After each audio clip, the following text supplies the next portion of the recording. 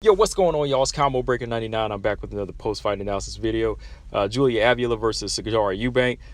First of all, I got to say that this was the Sarge that I really want to see. You know, this is the Sarge I like to see all the time. I remember even at flyweight, I felt like Sarge had a good arsenal. I've always felt like she was going to be a force at flyweight, but she was having the weight issues at 125. So moving up to 135, I've always felt like that was going to help her performances. And she'd be a hell of a lot stronger, which she is. But there were some times where she would just come up short and wasn't really fully committing to her IQ. And in my pick on my podcast, I was actually picking Sarge, but in recording, I said Julia Avila because I was just going to say it was going to be really close, but I just rode with it because I said, okay, yeah, Julia, she is a beast right now. I didn't feel like going back and re-recording this. So I just said, this is going to be a close fight. But Sarge, she dominated with her grappling, man. She really took it to Julia Avila in this fight. She didn't try to stand and bang with her like I kind of thought she would have. She just went in there and really used her IQ for this fight and, wrestled and grappled a smart fight for 3 rounds. So, like I said, this is the Sarge I really like to see. The one that just goes in there, can throw hands if she needs to, showcase that physical strength, and just stay on what you know. Just go for what you know.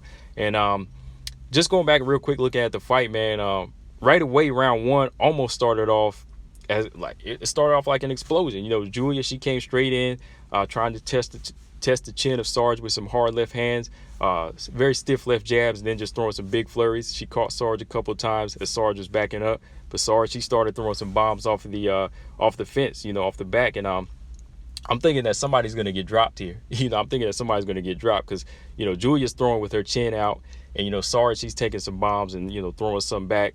But Sarge, she does a smart thing. She stops the exchange, goes in for the clinch, and gets the slam and stops Julia's offense. So Sarge gets the top position, but Julia, she's trying to make her way back up. But Sarge, she goes back into the clinch, presses her to the fence, and then Julia, she gets a trip and a takedown.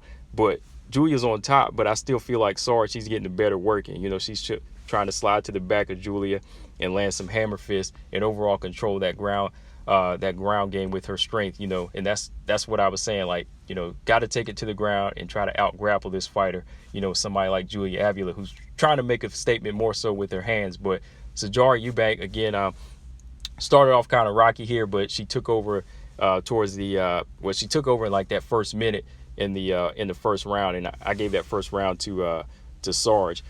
Second round, Julia, she comes out hot once again, with those stiff, hard punches, very good puncher, landing in bunches.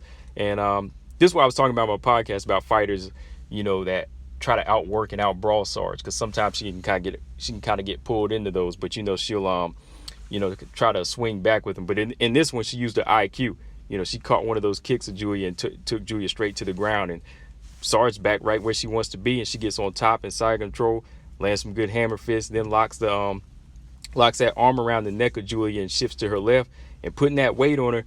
It really looked like she was cutting the air off of Julia, and I thought Julia was going to tap. I really thought, because she had her in that position for a full minute, but even as that lock was around her neck, Julia, just stayed calm, and she would not tap. She was just in there to survive. So Sarge was able to finish that round strong with some ground and pound towards the end, because she just kind of let that submission go, and she just finished in that top position and just started firing off some good punches on Julia Avila. But I gotta give a shout out to Julia, man. I think a lot of people would have tapped in. Third round, Sarge, she was able to step in with her own pressure on a tiring Julia, landed some good right hands, working into a clinch. Sarge once again scores a takedown and just mauls Julia this round. She's just going in there, outworking her, using her physical strength, which is one of Sarge's biggest attributes, in my opinion, that physical strength. She then, after that, pins Julia's right arm and just starts working with the ground and pound to the face of Julia. She has that knee on top of Julia's right arm while she's just hitting her and letting her hands go.